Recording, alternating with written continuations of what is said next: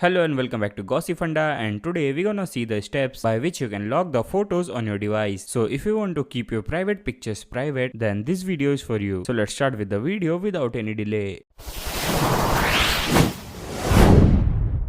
So first of all, open Google Photos. Now here you will get the list of the photos. Now simply select the photos which you want to lock or you want to keep it private. Now after the selection of photos, simply tap on this option of move to locked folder, and then you have to verify yourself, for which you have to enter your phone's password. A pop-up message will appear. Simply tap on continue, and again on this notification tap on move, and again tap on allow. And after the completion of this process, your photos and videos are logged. Now if you want to see them, then simply tap on the option of collection, and then simply scroll down, and here you will get a folder of logged. Simply tap on this folder and enter the password, and you will get the access of your logged photos. So I hope this video helps. Make sure to like, share and subscribe.